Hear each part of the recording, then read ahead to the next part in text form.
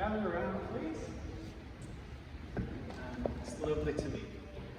My name's James, and I'm here today to talk with you all just a little bit about an artwork which I'm very fond.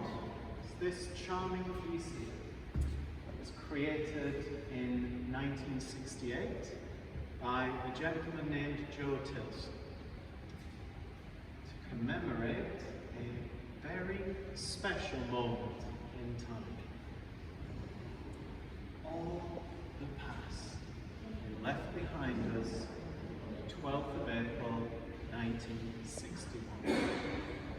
That day saw the start of a radical new chapter in our history. First steps were taken outside our home on this day in the most dangerous adventure anyone ever imagined or embarked upon before. And the weight of all of this is on the shoulders and smile of this one single person. This is Yuri Alexeyevich Gagarin. And here's the start of a wonderful little example of a pop art movement.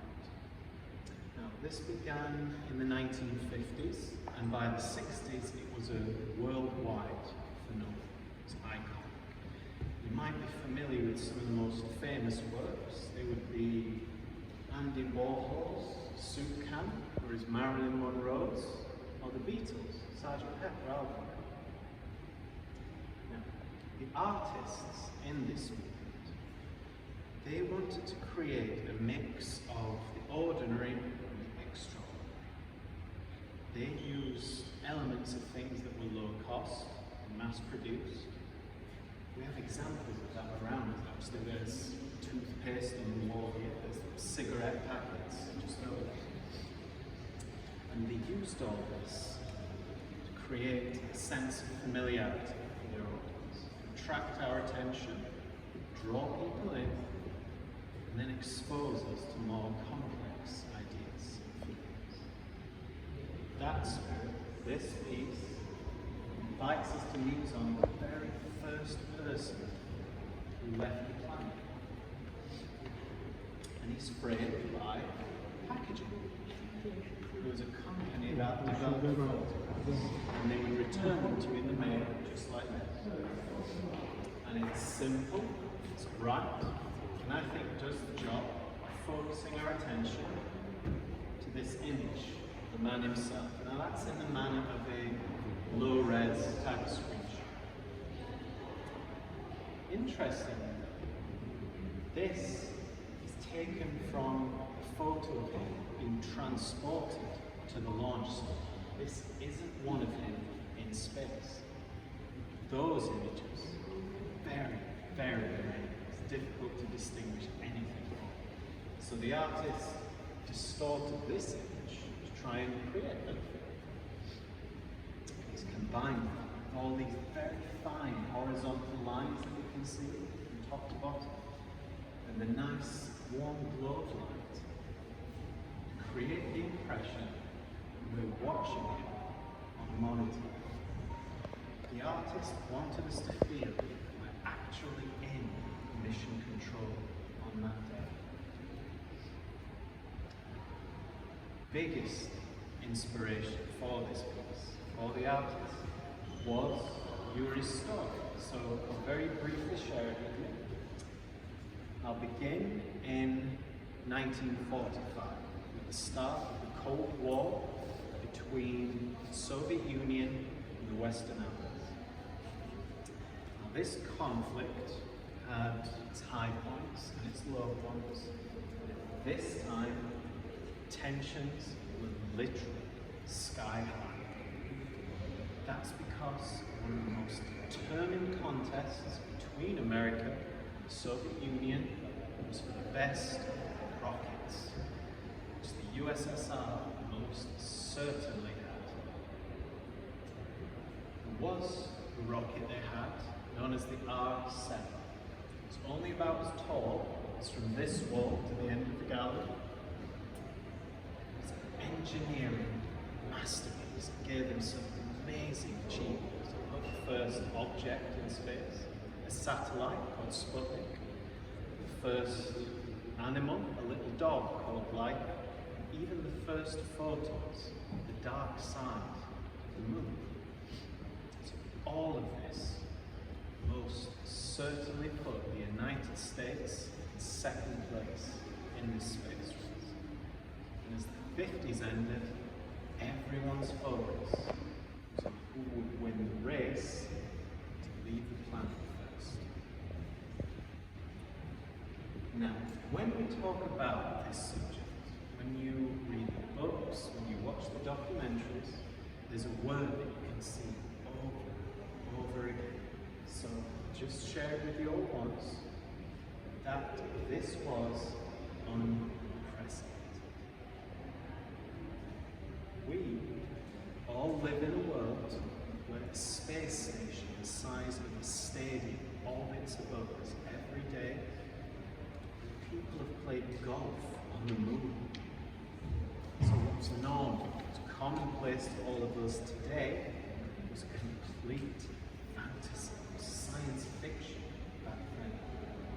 No one had been anywhere near outer space. Now, how these people were chosen, the selection process was terrible. All potential cosmonauts had to undergo this tortuous, horrendous regime of physical and mental fitness tests. Some of them were even sealed in a metal box and were pitched dark for 3 days. No contact with anyone to see if they could handle the kind of isolation people feared they'd experience. Hundreds of people put through all this. Yuri was the one who very cheerfully made his way to the top of the pile. He was born in March 1934 in the city of Smolensk. He grew up in very, very modest circumstances. He was born in basically a thatched home. And with his family, went through the terrible German occupation during the war, but he survived, and he eventually became an engineering student. He's at his evening school one night. He began on this path to fame, glory, and room 19 at Tate Britain. He's finished his lessons, he's about to head home, and he notices this tiny little advertisement on the wall offering free flying lessons at the weekend club using basically wooden aircraft. So he takes this opportunity, and in just 4 years, he's a lieutenant in the Soviet Air Force. He has another one of those right place, right time moments. He's on his Air Force base one night, and he sees this new face about him. So being a very charming person, he starts a conversation. This was a person who was there in total secrecy, looking for candidates for the spaceflight program. This person very quickly realizes Yuri has these superb piloting skills, physical and intellectual qualities. Again, just her charm. Very, very. So, very short space of time has taken the elite group of cosmonauts out of hundreds of people, just one of 6. But, in spite of all of this, it was just 2 days before the launch that he was chosen. That date was chosen only because they thought it was their best bet to beat the Americans. It was a gamble.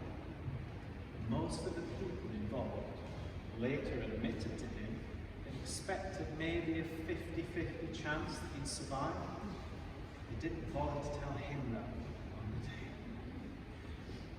So this momentous day dawned, the 12th of April, and he gets into his space. We can see these markings on his helmet, figures from the Russian alphabet, stand for USSR. They were put there almost the last minute. He's in a spacesuit, he's about to step on the bus to go to the launch site, and the head of the whole spaceflight program does this.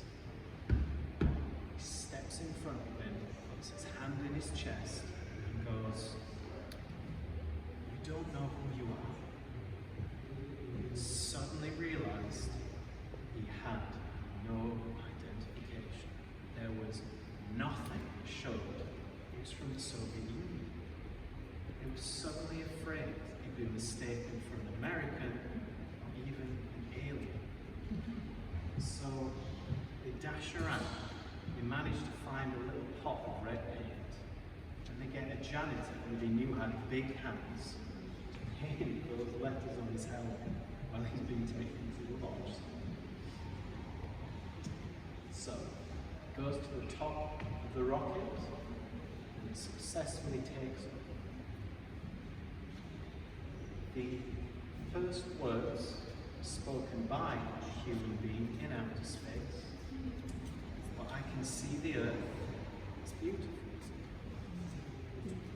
So, it goes on to complete a single orbit, traveling at 18,000 miles per hour, a speed that could get us all from here to New York in about 9 minutes. Only thing that really goes wrong with his mission is the landing. As he re-enters the atmosphere, his craft starts to spin, speeding up to once a Is there lunch at the moment now? He manages to keep his cool, the hatch of the craft blows off as planned, and the parachutes out. In the middle, No, we're all good, thank you. he was hundreds of miles off course. Only people anywhere nearby are a lady in a 90s and a granddaughter picking potatoes in the field.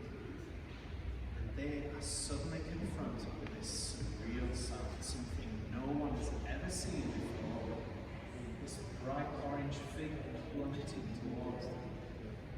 So he hits the ground with a thump, and they run for it, scared. So Yuri manages to fight his way out from under this huge parachute.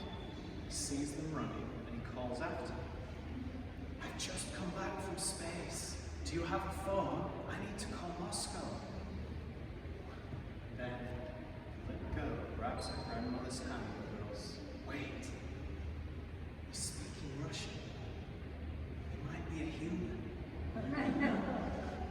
So, they turn around, head back towards it, and as he takes his helmet off, the first thing they notice is that smile of his that I mentioned at the start of our tour. So he takes this smile and the world tour to celebrate. He visits Manchester. Everywhere he goes, thousands of people come out to meet him. There's a fairly good chance the expression "going gaga" comes from his surname for all his excitement.